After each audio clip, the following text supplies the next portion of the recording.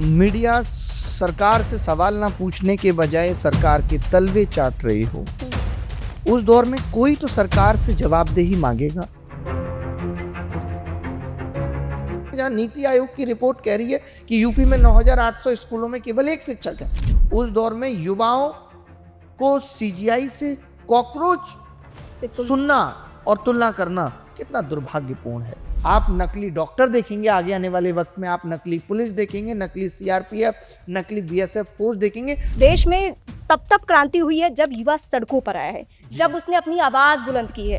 क्या सीजीआई की जिम्मेदारी नहीं है कि अब डिग्रियों की जांच हो? वो दौर भी हमने देखा है जहां आईएएस आईपीएस की लिस्ट में सबसे ज्यादा बिहार के लोग हैं। 2024 नीट पे भी सवाल उठे और ये अब साबित हो गया कि 2024 नीट में तमाम ऐसे लोग डॉक्टर बनेंगे जो गलत तरीके से सिस्टम में आए हैं। तकरीबन 22 लाख से ज्यादा बच्चों की अगर बात है, उनके भविष्य से जुड़ा हुआ मसला है, तो ये कह रहे हैं कि बड़ी बात नहीं है। बड़ी बात किस लेवल की बड़ी धांधली है कि एक घर से, वरना जो ये एनटीए पे 7 आरोप लगे हैं, शायद 9, 10, 15 होते पेपर लीक के। जो हम कह रहे हैं कि 10 सालों में 70 पेपर लीक है, वो 70 नहीं 700 होते अगर सारे खुल गए होते। जिनकी नियुक्ति डीजी के तौर पे अप्रैल महीने में होती है, वो मई के महीने में आके जिम्मेदारी ले लेते हैं। बिल्कुल मेरी वजह से। स्किल दी नहीं, डिग्री आपने दी, फिर आप कह रहे हो डिग्री कौन पूछ रहा है, डिग्री नकली है, आप कॉकरेच हैं। क्या ये सरकार की नीतियों की कमी नहीं है कि हमारे देश में कोई एलन मस्क, हमारे देश में कोई माइक्रोसॉफ्ट बनाने वाला, हमारे देश में कोई एनवीडिया ग्राफिक्स बनाने वाला क्यों नहीं निकल रहा?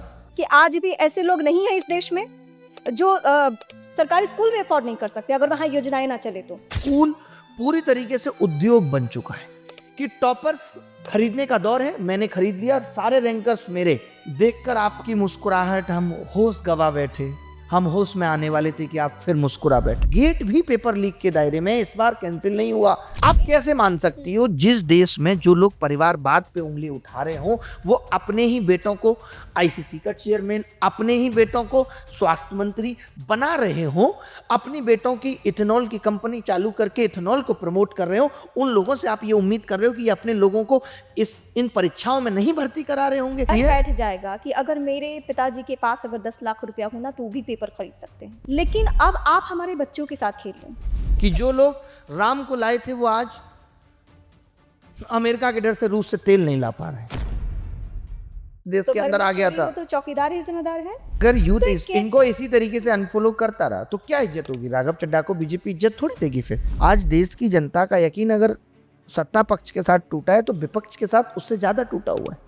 नहीं, ये सोच रहे हैं कि हाँ, हो सकता है कि ये सोच रहे हैं कि जैन जी अपने आप सड़क पे आके बात करें, तब हम पीछे से सहारा दे देंगे। कोड अभी भी नहीं हो पाया कि ये दोनों लोग जेंजी शब्द का जो इस्तेमाल करें, इसके पीछे इनकी स्ट्रैटेजी है क्या? नमस्कार, मैं रीमा प्रसाद। जिस देश में युवा आबादी तकरीबन 36 करोड़ से ज्यादा है और दुनिया की आबादी से अगर मैं इसकी तुलना करूं तो तकरीबन 27% भारत में युवा आबादी है, लेकिन इस देश के सीजीआई कहते हैं कि ये कॉकरोच हैं। जो बेरोजगार हैं, जो सवाल पूछते हैं, जो बुलंद आवाज रखते हैं, उनकी तुलना कॉकरोच से की जाती है। ऐसे वक्त में मैं अपने ऐसे गेस्ट से बात करने वाली हूं जो अपनी बेबाकी के लिए जाने जाते हैं। अभिनव शर्मा मेरे साथ इस वक्त है। अभिनव शर्मा, थैंक यू रीमा जी। सबसे पहला सवाल, भारत के सीजीआई अगर हम जैसे लोगों को जो सोशल मीडिया पे बहुत सक्रिय हैं, सवाल पूछ रहे हैं, आप अपनी दोहरी जिम्मेदारी निभा रहे हैं। एक तो हमारे देश के युवाओं को शिक्षित करना और साथ साथ सरकार से सवाल पूछना, क्योंकि जिस वक्त में कॉकरोच देश की मीडिया सरकार से सवाल ना पूछने के बजाय सरकार के तलवे चाट रही हो, उस दौर में कोई तो सरकार से जवाबदेही मांगेगा, तो हम जैसे लोग हैं। जहां शिक्षा मंत्री चुनाव मंत्री का काम कर रहा हो, जिसके ट्विटर से लेकर के दिमाग में शिक्षा कहीं कोने में पड़ी हो, तो शिक्षा पे बात कौन करेगा? हम जैसे लोग ही करेंगे। और ये बहुत दुर्भाग्यपूर्ण है कि भारत के मुख्य न्यायाधीश, आज दुख किस बात का है?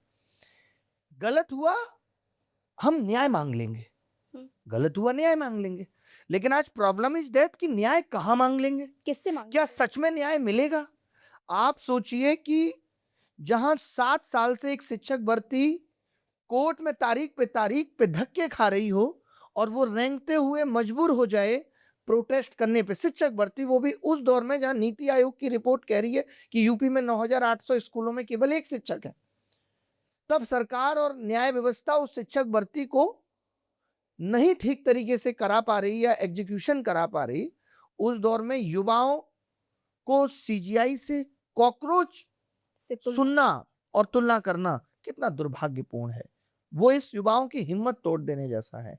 आप मुझे एक बात बताइए, हम कहते हैं कि भारत में डेमोग्राफिक डिविडेंड है, जिसका मतलब ही यही है कि भारत में इस वक्त बहुत युवा है और उस युवा को अगर सही अवसर मिल जाए, सही दिशा मिल जाए, तो सच में ये भारत 2047 नहीं तो 2050 में विकसित हो जाएगा या देश का भविष्य बहुत सुनहरा हो सकता है।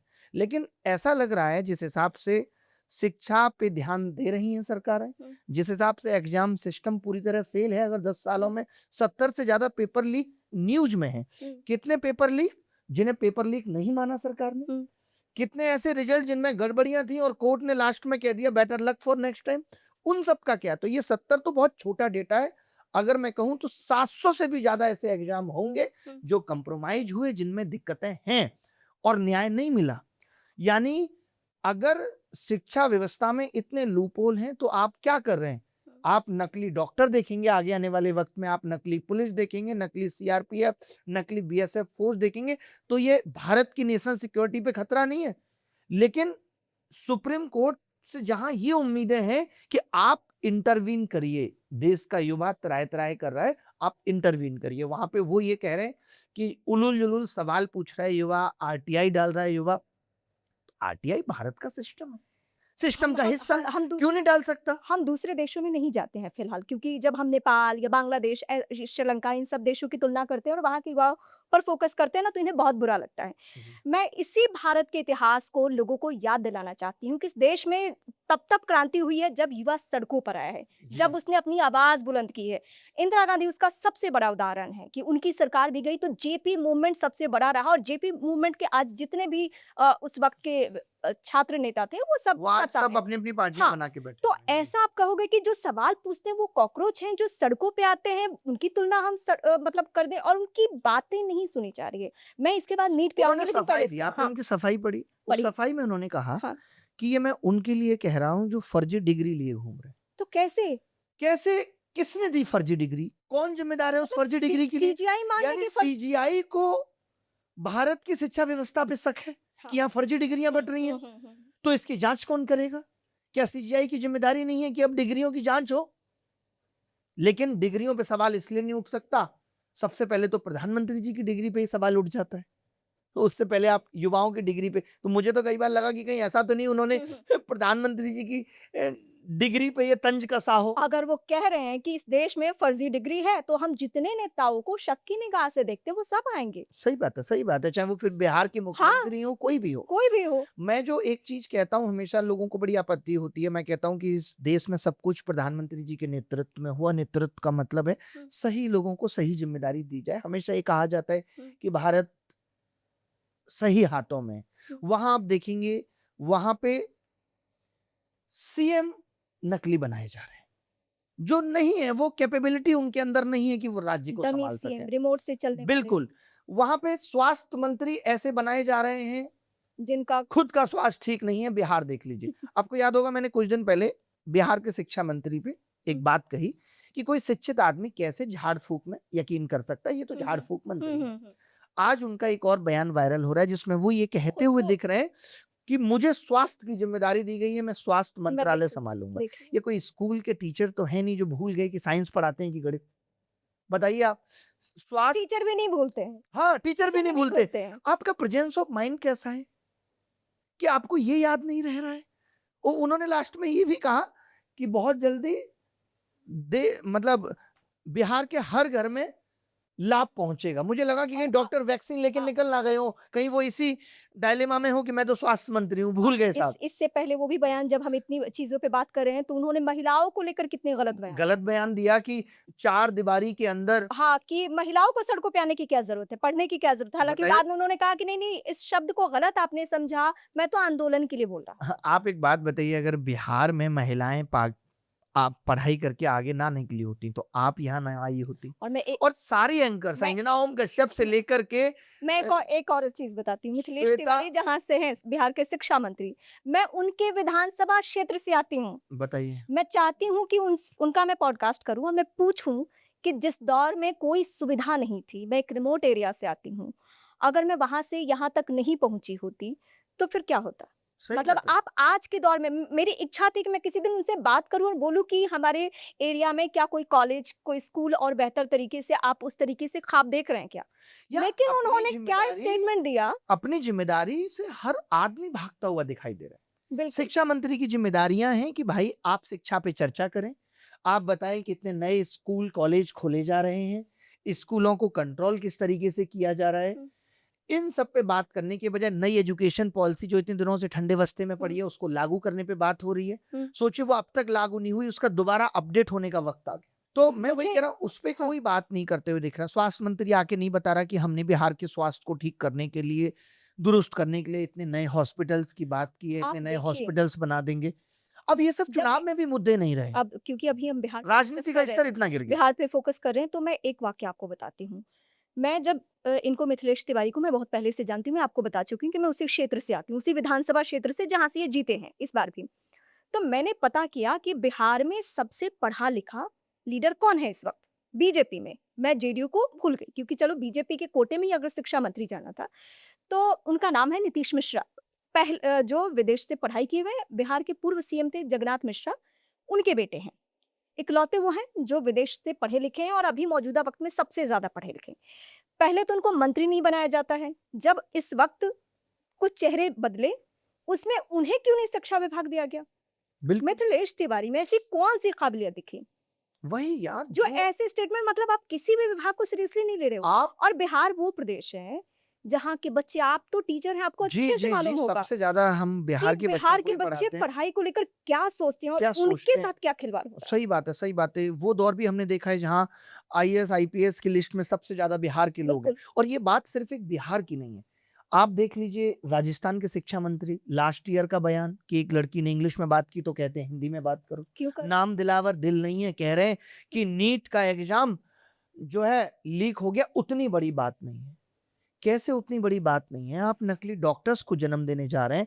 2024 नीट पे भी सवाल उठे और ये अब साबित हो गया कि 2024 नीट में तमाम ऐसे लोग डॉक्टर बनेंगे जो गलत तरीके से सिस्टम में आए हैं। तो वो क्या सिस्टम को सपोर्ट करेंगे। हम देश को खोखला बना रहे हैं। जो आज हम यहाँ बैठे हैं नकली पनीर, नकली अंडे और नकली पानी और नकली हवा की बात कर रहे हैं, आगे आने वाले वक्त में हम नकली डॉक्टर, नकली इस इंजीनियर पे भी हम बात पे बात करेंगे, करेंगे। लेकिन एक आंकड़ा है जो अभी, क्योंकि लेटेस्ट 2024 तो अगर हम भूल भी जाएं तो 2026 ने मैंने याद दिला दिया कि 2024 में क्या हुआ था। क्या हुआ था। तकरीबन 22 लाख से ज्यादा बच्चों की अगर बात है, उनके भविष्य से जुड़ा हुआ मसला है, तो ये कह रहे हैं कि ये बड़ी बात नहीं है। बड़ी बात। और आप उस वक्त के एक कोट हम जरूर करेंगे और मैं चाहती हूँ कि आप उस पर जरा विस्तार दें। उस वक्त के जो डीजी, उनके ऊपर सो कॉल्ड एक्शन हुआ एक्शन हुआ और एक्शन मौजूदा के बाद वक्त में। उनको छत्तीसगढ़ में प्रिंस- आपने प्रमोट करके भेज दिया। मतलब पहले उनको कुछ महीने संटिंग पोस्ट दी गई, फिर वो इस्पात विभाग में यहाँ पे रहे केंद्र में, और फिर जाते हैं छत्तीसगढ़, मतलब अपने मूल कैडर में लौटते हैं।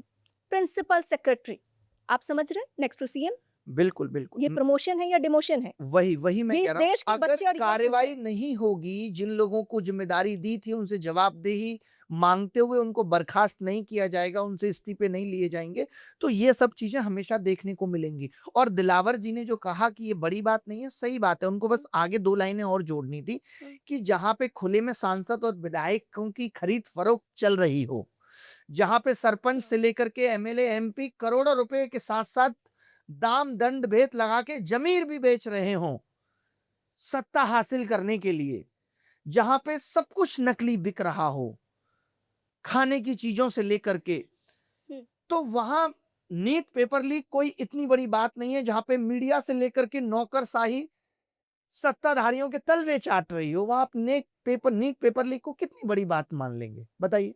सही में नहीं है नीट पेपर लीक। जहाँ स्कूलों की छतें आज के दौर में भी गिर रही हो, जहाँ 70 साल बाद प्रधानमंत्री जी को आके ये कहना पड़ रहा हो कि ये खरीदिए और ये मत किस खरीदिए। लेवल की बड़ी धांधली है कि एक घर से 5 बच्चे क्लियर करते हैं नीट। क्लियर करते नीट, और ये वो है और- जो पेपर कैंसिल नहीं हुए। और 2025 में, मतलब जब बिल्कुल। हम सबका ध्यान भी नहीं था, 2024 में ये मामला सामने आया, 2025 में एक घर से अब सीबीआई को ध्यान गया।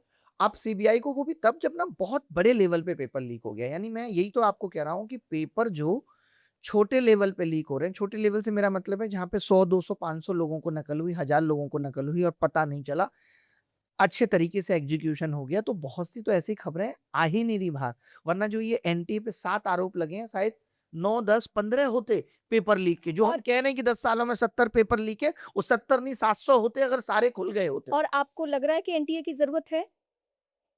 एनटीए वो मामला है जिसमें कांग्रेस पार्टी का कोई लेना देना नहीं है। हर मुद्दे पे तो आप आ जाते हैं ना, किसी भी शिक्षा व्यवस्था, किसी भी सिस्टम को लेकर कि नहीं नहीं ये तो कांग्रेस के पक्ष का है, इसके लिए तो नेहरू जिम्मेदार है। बिल्कुल नहीं, ये तो 2017 में जिसका गठन हाँ, हुआ हाँ, हो, जी। उसके लिए कौन जिम्मेदार है? नहीं, वो ये कौन बड़े लोग हैं? बिल्कुल। और एनटीए, देखिए एनटीए एक नाम है, लोगों को लग रहा है कि एनटीए भंग हो जाएगा तो सब कुछ ठीक हो जाएगा। बात है सरकार की मंशा की, बात है सरकार की इच्छा शक्ति की, कि वो एग्जीक्यूशन, एनटीए किसके हाथ में है? शिक्षा मंत्री के हाथ में है। बिल्कुल। जिस सिस्टम को हम कह रहे हैं खराब हो गया, वो किसके हाथ में है? वो शिक्षा मंत्री के हाथ में है। शिक्षा मंत्री खुद ये कहते हैं कि एनटीए सही हाथों में है, वो भी तब जब 7 पेपर लीक हो गए। तो कैसे मान लिया जाए सही हाथों में है? वो ये पत्रकार जब ये सवाल पूछते हैं कि एनटीए में आप मैक्सिमम आउटसोर्सिंग करते हैं, तो जब आप आउटसोर्सिंग कर रहे हैं तो वैसी क्रेडिबिलिटी और अकाउंटेबिलिटी उन लोगों की कम हो जाती है, उस पर वो जवाब नहीं देते। तो यानी मैं ये कह सकता हूं कि सरकार या शिक्षा मंत्री कह लीजिए, एनटीए चलाने में असमर्थ है। उनके अंदर वो पोटेंशियल, वो कैपेबिलिटी, वो योग्यता है नहीं कि बनाने पे एनटीए की किसी को शक नहीं है। मुझे एनटीए पे अभी भी कोई शक नहीं है। सरकार के लोगों की मंशा पे शक है कि वो चलाने में असमर्थ है। 2024 में इनको खूब पता था क्या क्या हुआ, उसके बावजूद ये एनटीए को बचाते रहे, और ये आज भी यही होता है। ये 70 वो पेपर लीक है जिसमें सरकार लोगों के आवाज के सामने हार गई और मानना पड़ा कि लीक है। बाकी में सरकार मानती कहाँ है, बताने आ जाती आप है। सरकार पे सीधे सवाल उठा रहे हैं। शिक्षा मंत्री ने कुछ नहीं कहा, कोई जवाब नहीं दिया। जिनकी नियुक्ति डीजी के तौर पे अप्रैल महीने में होती है, वो मई के महीने में आके जिम्मेदारी ले लेते हैं, बिल्कुल मेरी वजह से। बिल्कुल मेरी वजह से। और उसमें भी वो कहाँ बेचारे बयान भी क्या देते हैं कि अब आपसे फीस नहीं ली जाएगी। कितना बड़ा एहसान है नीट के बच्चों पे कि अब आपसे फीस नहीं ली जाएगी। ये वो बच्चा जिसकी उम्र 17-18 साल, जिसके दिमाग पे आपने अभी से वो चोट कर दी, जिसको सिस्टम पे भरोसा नहीं रहा, जिसने कई सोच लिया होगा कितनों ने कि मैं यार बाहर से एमबीबीएस करके वापस देश नहीं लौटूंगा। कितने लोग इस चीज पे मजबूर होंगे अब, जो कहेंगे मैं अगले साल मैं भी पेपर लीक का हिस्सा बनूंगा। तो ये सब आपने उन बच्चों के, मासूम बच्चों के दिमाग में डाल दिया। एक और बात मैं आप, क्योंकि आपका वास्ता इन बच्चों से ही हो रहा है, आप दो तरीके के बच्चे होंगे, क्योंकि हम मेट्रो शहर में बैठे हैं, तो यहाँ के बच्चे वो एलिट क्लास के, और एक वो बच्चा जिसके घर का एक सदस्य पाई पाई जोड़ रहा है, जी जो अपनी सारी खुशियों को कॉम्प्रोमाइज करके दिन रात 24 घंटे पढ़ाई कर रहा है, और उसके साथ जब एग्जाम में ये होता है तो क्या फील होता होगा? कितना कितना बुरा लगता है कि माँ बाप ये सपना पालते हैं कि साहब उनका बेटा डॉक्टर बनेगा। मैं तो उन माँ बाप की, उन लोगों की भी हिम्मत को दाद देता हूँ जो आज के दौर में ये सपने पाल रहे हैं कि हमारा बच्चा डॉक्टर बनेगा।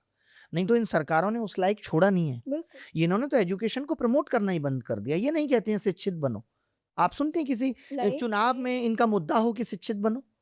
इनको पता है कि जितने वोटर्स हमें चाहिए उतने वोटर्स को हम बिना पढ़े लिखे को राशन दे करके उतना वोट लेके सरकार बना सकते हैं। गणित लगा करके, जरूरत पड़ेगी चुनाव आयोग का सहयोग लेकर के हम अपनी गणित बिठा लेंगे। ऐसा तो है नहीं 100% लोग इनको वोट दे रहे हैं। इनको ये भी मालूम है कि शिक्षित लोग हमें वोट नहीं दे रहे, तो हम क्यों और लोगों को शिक्षित करके अपने वोट्स कम करें। ये सच्चाई है जो मैं बता रहा हूं आपको।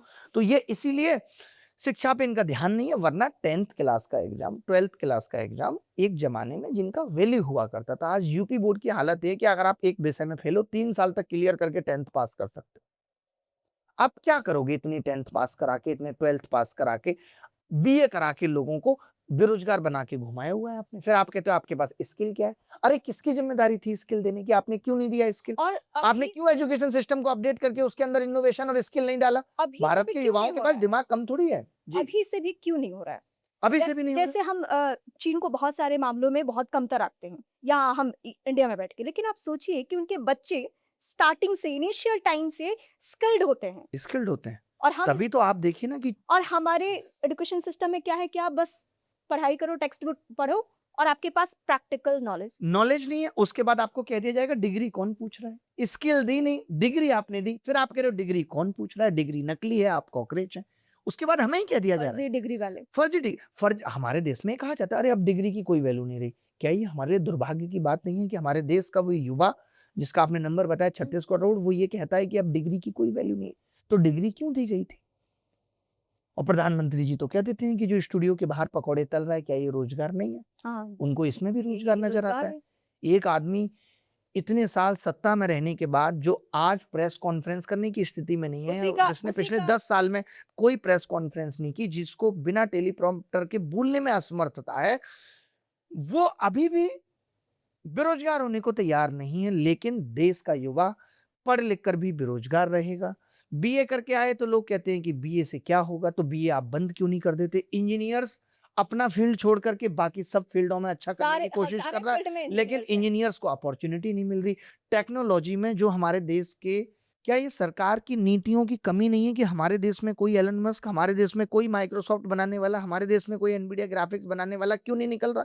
ये सरकार की नीतियों में कमी है। क्यों इन्फोसिस, विप्रो और टीसीएस के बाद अब और सॉफ्टवेयर कंपनियां नहीं पनप पा रही हैं? तो क्या ये सरकार की नीतियों पे शक पैदा नहीं करता कि सरकार में सिर्फ और सिर्फ लाला बनिए, अंबानी, अडानी ही आगे बढ़ रहे हैं? वो भी सरकार की नीतियों के चलते। सरकार उनको फायदा दे रही है इसलिए। तो कैसे देश आगे बढ़ेगा? क्या सरकार ने अडानी को ये जिम्मेदारी भी दी कि आप रोजगार भी जनरेट करेंगे? मैं बहुत पहले से एक बात दोहराती रही हूँ कि आप ना हमें रोजगार मत दो, नौकरी मत दो, कुछ मत दो, हमें सिर्फ पढ़ा दो बेहतर तरीके से, स्किल्ड कर दो हमें, बाकी हम सब अपना खुद कर लेंगे। लेकिन उन्होंने नींव ही कमजोर कर दी, उन्होंने बुनियाद ही कमजोर कर दी। कमजोर कर आप किसी छोटे जगह के किसी बच्चे को आप देखिए, वो किसी भी जगह पे अभी नहीं, वो कोई कंपटीशन एग्जाम नहीं निकाल सकता, नहीं निकाल सकता। सही बात है। क्योंकि वो उस तरीके से नहीं पढ़ा लिखा है, उसे कोई माहौल नहीं मिला हुआ है।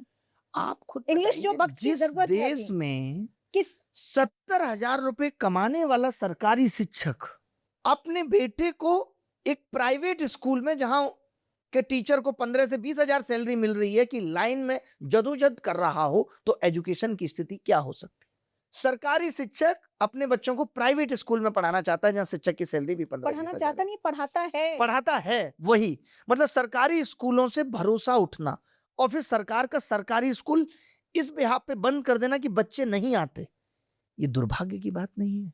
ये उससे ज्यादा आपने बुरा, पता किया कि बच्चे क्यों नहीं आते? उससे ज्यादा बुरा है। वही। और क्या आप नहीं मानते हैं कि आज भी ऐसे लोग नहीं हैं इस देश में जो सरकारी स्कूल में अफोर्ड नहीं कर सकते अगर वहां योजनाएं ना चले तो? बिल्कुल, बिल्कुल सही बात है। है ना? एकदम सही बात है, बिल्कुल। और आप स्कूल पे स्कूल बंद किए जा रहे हैं। स्कूल पे स्कूल बंद किए जा रहे हैं। प्राइवेट स्कूलों को कंट्रोल करने के लिए जो स्कूल में शिक्षा के साथ-साथ बैग, बस्ता, बोतल सब कुछ बेच रहे हैं, धंधा जिन्होंने एजुकेशन को बना दिया।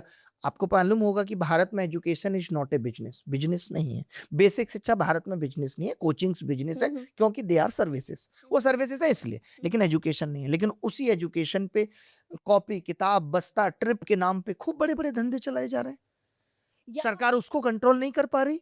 वहां पे भारत की एजेंसियां क्यों पीछे हट जा रही हैं कि भारत का स्कूली सिस्टम इतना कमजोर हो गया है?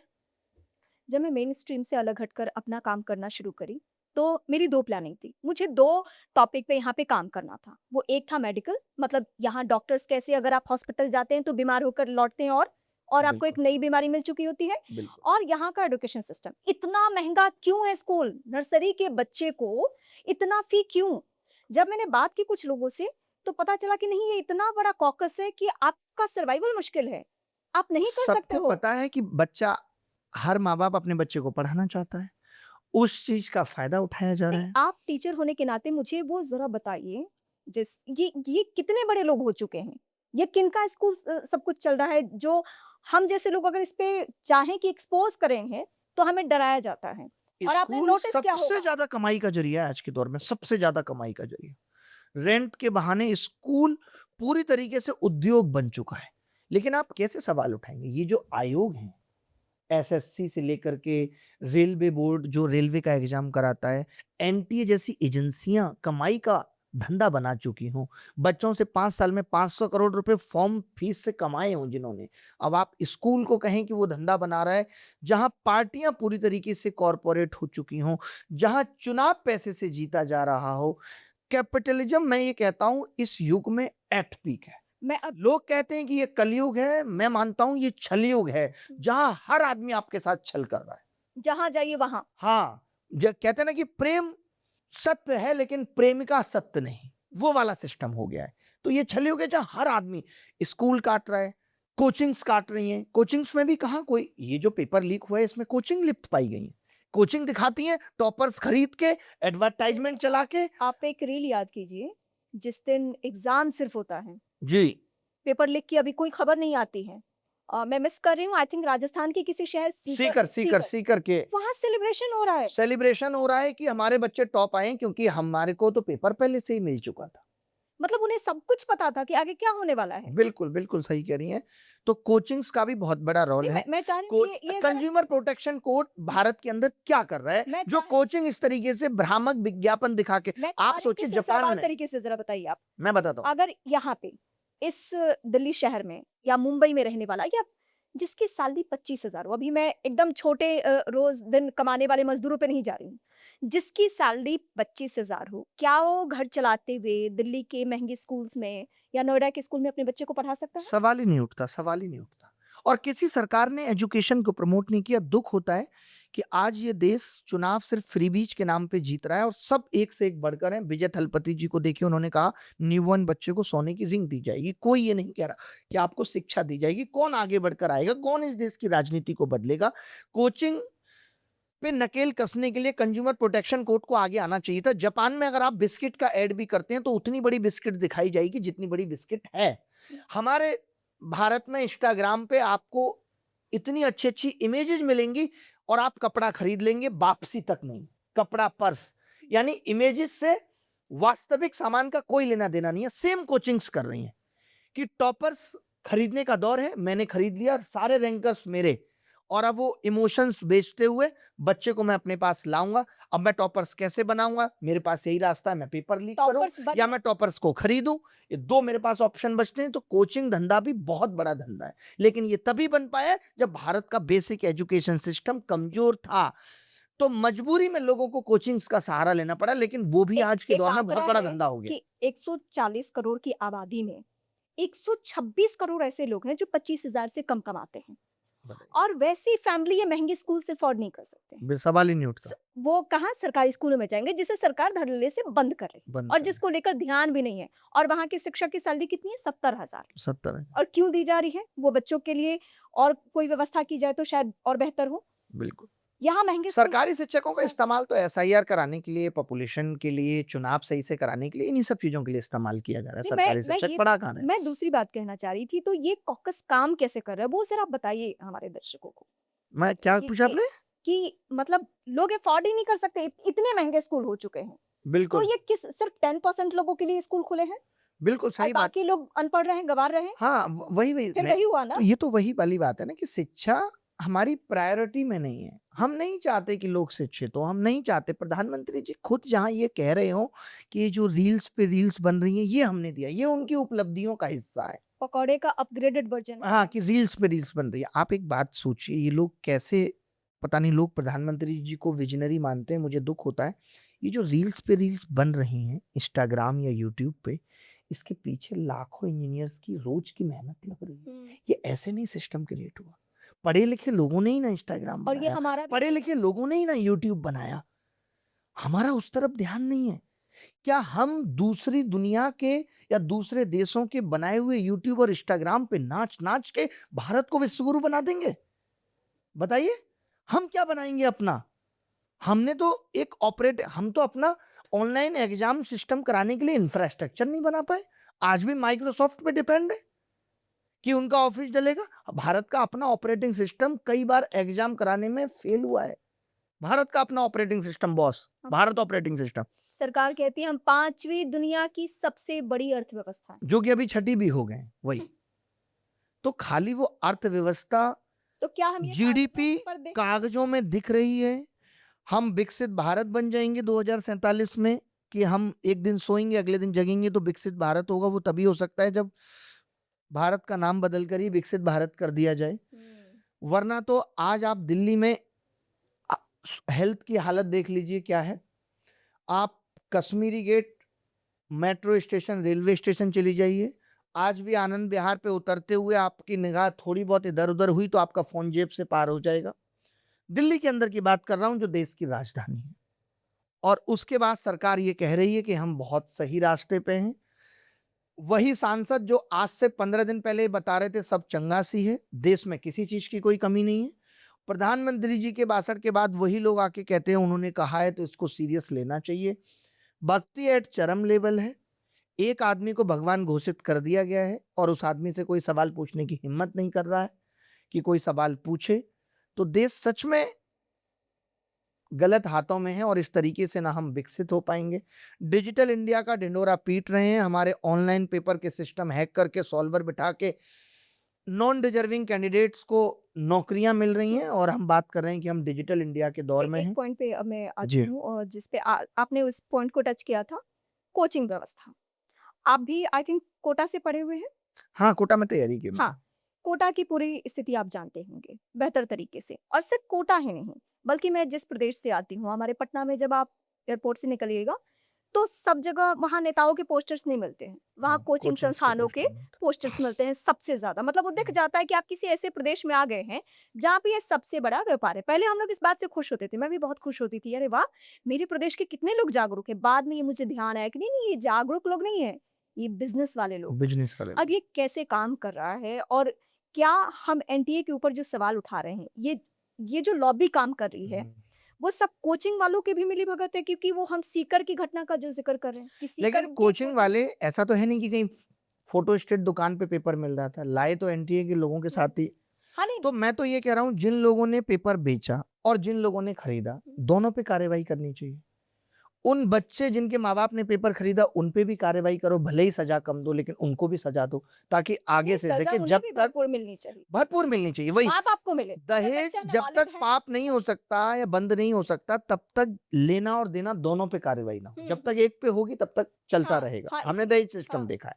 तो इसी तरीके से कोचिंग्स का क्या है, कोचिंग्स भी आज एक दिन में ये व्यवस्था नहीं बिगड़ी है। आप समझो रीमा इस चीज को, जब हम कोटा में तैयारी करते थे तब कोचिंग्स उतना पैसे की भूखी नहीं थी। एक टेस्ट होता था, अगर आप वो टेस्ट क्वालिफाई करोगे तो आप कोचिंग करोगे। कोचिंग्स ये देखती थी कि इसके अंदर आईआईटी निकालने की कैपेबिलिटी है या नहीं, तो करेंगे, तभी वो लेते थे आप। तभी वो लेते थे। आज ऑनलाइन का जब दौर आया और जिस तरीके से इमोशंस बेचे गए, गरीबी बेची गई कि एक बच्चे का रैंक आया, दिखा दो कि ये मोबाइल की दुकान पे जॉब करता है, ताकि हर कोई मोटिवेट हो जाए। इसमें भी है बिल्कुल। तो ये ह गरीबी भी बेची जा रही है। जमीर बेच दिया गया कोचिंग में। आपको पता है हम स्कूल पे उंगली उठाते थे कि स्कूल कोर्स के साथ किताबें बेचता है। आज कोचिंग्स किताब, कॉपी, बस्ता, बोतल, अपनी टेबल, कुर्सी सब बेच रही हैं। टी-शर्ट। टी-शर्ट सब कुछ बेच रही हैं। आपको तो मालूम था ना एक बच्चा स्कूल में इतना पैसा खर्च कर चुका है। ये सब हम ना बोलें। किताबें आए दिन ये लॉन्च हो गई, वो लॉन्च हो गई, ऐसा कर दो। इम्पल्सिव बाइंग कराई जा रही है। ऑनलाइन में तो कोई पूछ नहीं रहा। आप 50 साल के इनके आईआईटी के कोर्स में एडमिशन ले लीजिए, कोई नहीं पूछ रहा है। इनको पैसे से मतलब है। तो जो ये ऑनलाइन कोचिंग्स में ये ढिंढोरा पीटा जा रहा है कि एजुकेशन सस्ती कर दी, सस्ती नहीं कर साथ-साथ दी। उन अभिभावकों को भी ज़रा बता दीजिए। उनको भी ये और समझने की जरूरत है और कि वो जो आपके बच्चे बच्चे के इमोशंस के साथ खेला और वो जाता है। बच्चे जो आप देखेंगे कोचिंग्स आएंगी, वो बोलेंगे अच्छा फीस ज्यादा है, 5,000 है, ऐसा करते हैं, आज रात तक के लिए फीस 4,000 है। अब बच्चा कहता है अच्छा, माँ बाप भी सोचते हैं, इम्पल्सिव बाइंग, ऐसा मैं देख चुकी हूँ मजबूर कर देते हैं कोर्स खरीदने पे। ये ऑफर सिर्फ इतने दिनों तक इतने है। दिन के तो सरकार क्या कर रही है ना, सरकार ने क्यों नहीं करा। आपने ये भी सुना होगा एक आईएएस की कोचिंग के ऊपर 3 लाख का जुर्माना पड़ा कि आपने भ्रामक एड चलाया।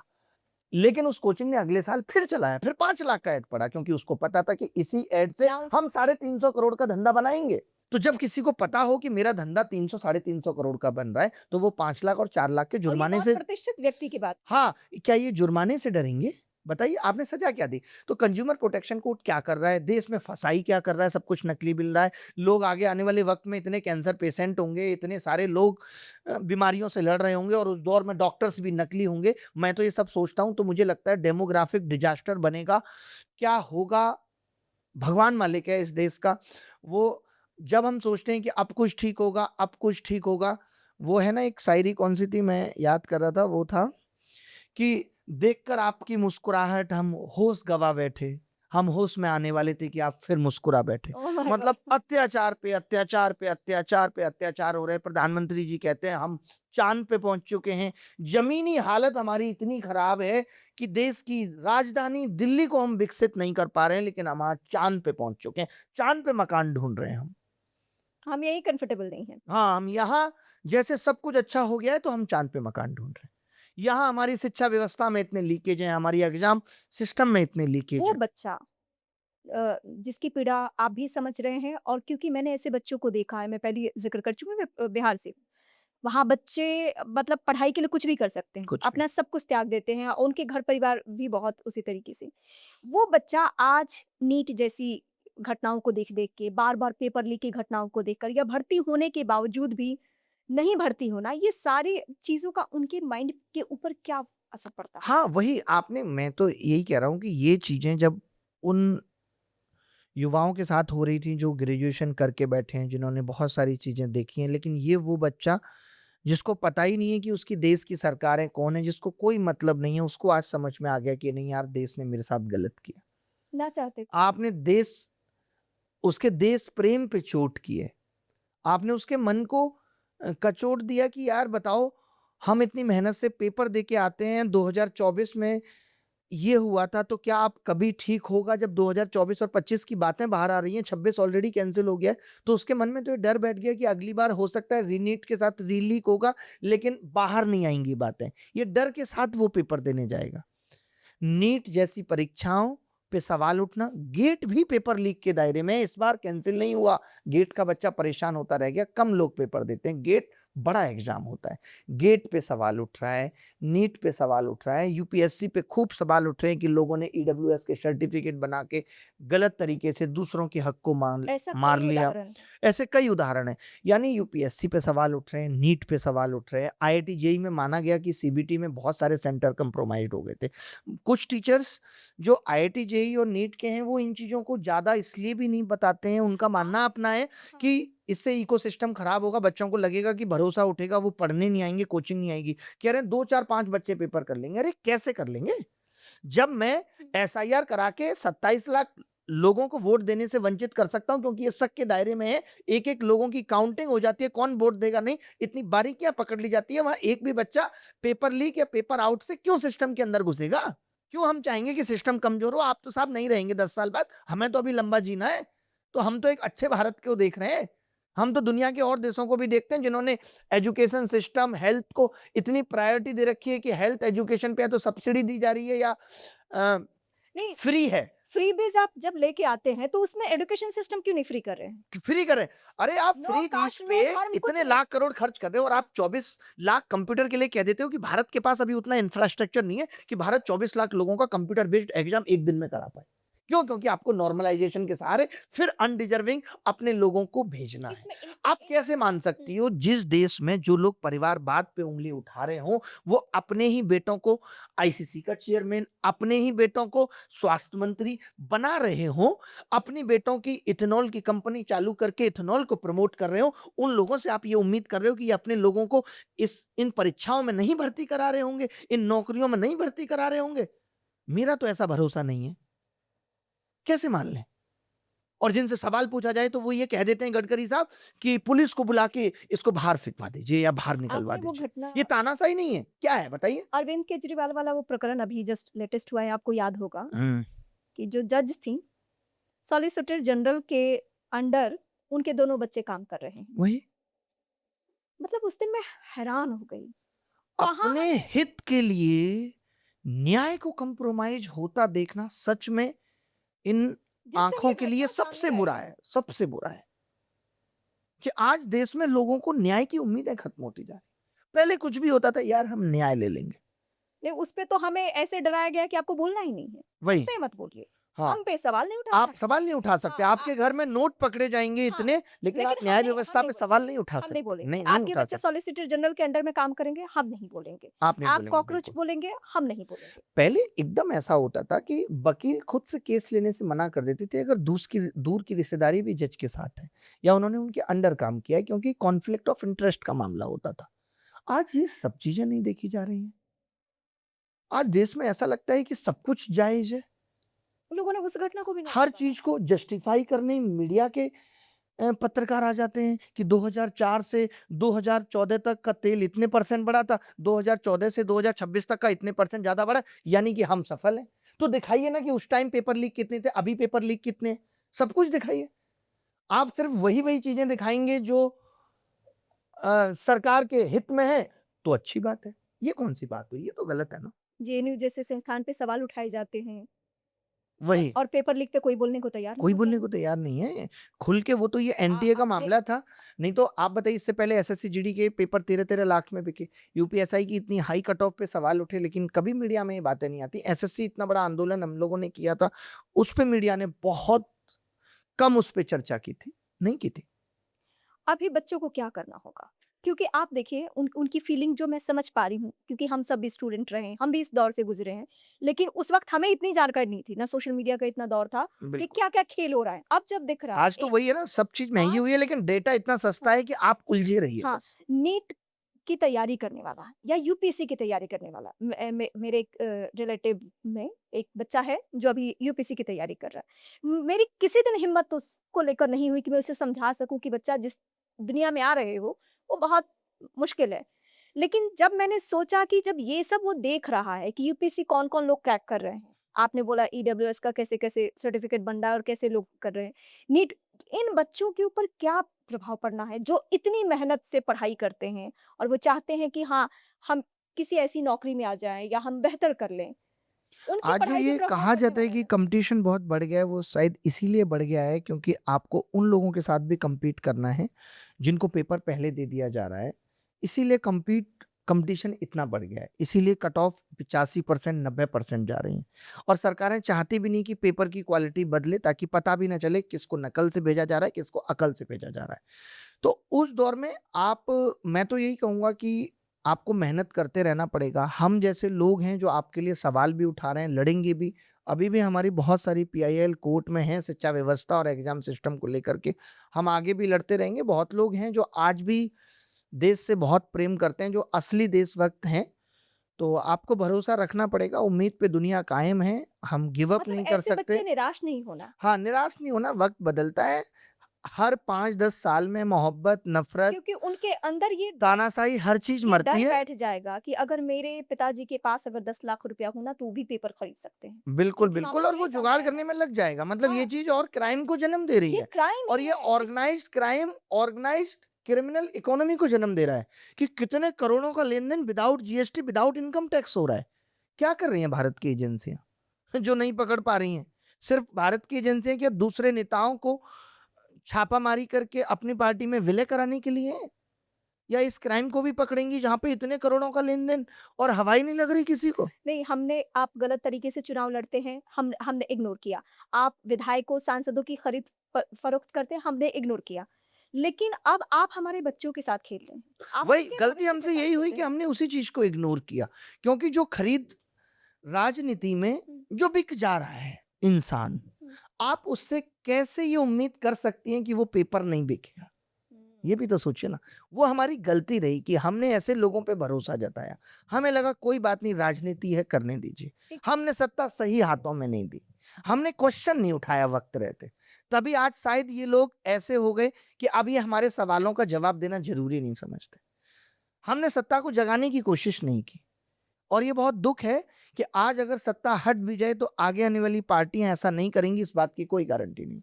तो देश की राजनीति को बदलना पड़ेगा। सुप्रीम कोर्ट को इंटरवीन करते हुए ये फ्रीवीज कल्चर को बंद करना पड़ेगा। एजुकेशन पे कड़े से कड़े कानून लगाने लाने की जरूरत है। ये सब चीजें करनी पड़ेगी। आप वो आंकड़ा भी देखते होंगे जिसमें बच्चे बहुत फ्रस्ट्रेशन में आते हैं, वो बेहतर नहीं कुछ कर पाते हैं या वो बेहतर पढ़े होते अब एजुकेशन सिस्टम की स्थिति आप देख ही रहे हैं। जी, जी। तो उसमें उनके लिए कोई ऐसा टिप्स कि वो कुछ भी एग्ज़ाम का रिज़ल्ट हो, कुछ भी हो, उससे उनके ऊपर असर ना पड़े? उनके ऊपर नहीं, नहीं, ऐसा कैसे हो सकता है? वो बड़ा मुश्किल है, सोशल मीडिया का दौर है, आपको पता चल जाता है।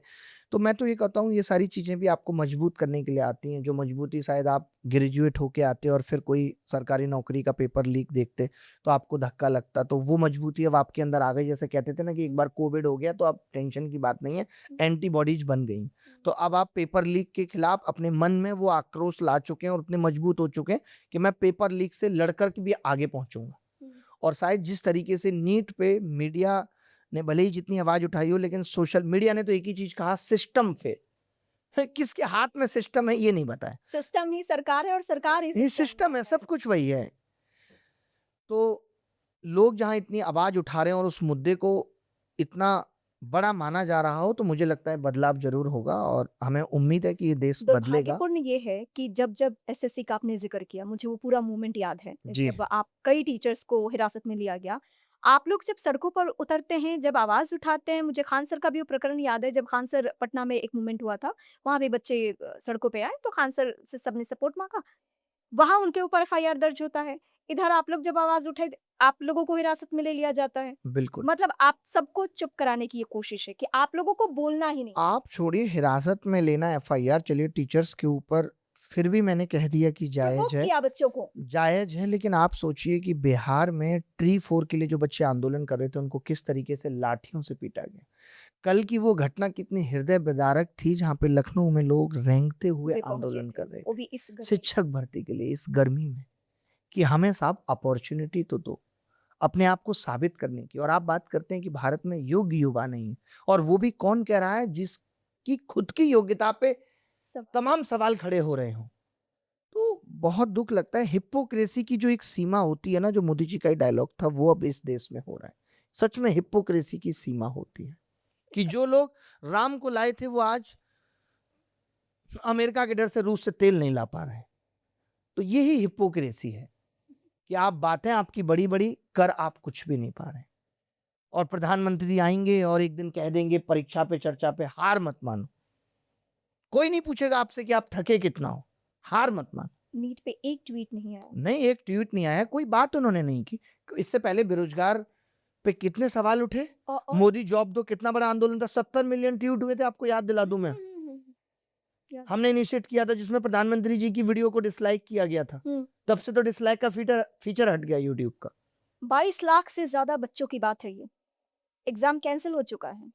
देश के प्रधानमंत्री एक ट्वीट नहीं करते। और अभी गारंटी किसी ने नहीं ली, शिक्षा मंत्री ने गारंटी ली कि अब की बार पेपर लीक नहीं होगा, कुछ भी हो जाए हम सीआरपीएफ लगा देंगे, जैसे हमने बंगाल चुनाव में लगाई, 2 महीने तक छोड़ भी दी कि कोई भी मुझे अप्रिय घटना ना हो। 2024 के वो मुखिया नाम का जो शख्स था, संजीव मुखिया, जिसको जमानत इसलिए मिल गई क्योंकि सीबीआई टाइमली 3 महीने में चार्जशीट फाइल नहीं कर पाई थी। बताओ, तो फिर लोगों का हौसला नहीं बढ़ेगा और पेपर उसकी लीक के लिए। गिरफ्तारी भी मेन केस में नहीं हो पाई थी। हम्म, उसको एक दूसरे एंगल से गिरफ्तार किया गया था और पूरे 1 साल के बाद, मतलब बताओ। अप्रैल 2024 की घटना है, हम्म। 25 में उसकी गिरफ्तारी होती है। और उस वक्त भी अच्छा, मोरली खूब समझ में आया था कि गड़बड़ियां हैं। 660 वाले बच्चे को 720 दे दिए थे। लोगों को उस वक्त ही शायद और कड़क आवाज उठा ली वही होती है। तो आज ये नौबत नहीं आती। मैं हमेशा कहता हूं कि हम कब तक इसी तरीके से रिरियाते रहेंगे? ये देश किसी के बाप की जागीर है क्या? हम सबका है। मैं आज शिक्षकों को भी ये कहता हूं, आपके चैनल के माध्यम से गुजारिश करता हूं कि आप सब लोगों को ही देश बदलना है, देश की राजनीति को बदलना है। हम सबको आगे आना पड़ेगा, ऐसे काम नहीं चलेगा, लोगों को सपोर्ट करना पड़ेगा। क्या आपको लगता है कि और टीचर्स आएंगे जो कोचिंग चलाते हैं, जो पढ़ाते हैं? सबसे बड़ा डर तो यही है कि कोचिंग्स वालों को लगता है कि यार मैं तो धंधा कर रहा हूँ, सरकार मुझे धंधा नहीं करने देगी। अरे मैं ये कहता हूँ कि मान लेते हैं कि हमने इस जन्म में धंधा नहीं किया, मैं चाहता हूँ कि भारत अगले जन्म में यही जन्म हो, तब कर लेंगे धंधा। अभी तो देश को बदलने का वक्त है, नहीं करेंगे धंधा, कोई बात नहीं।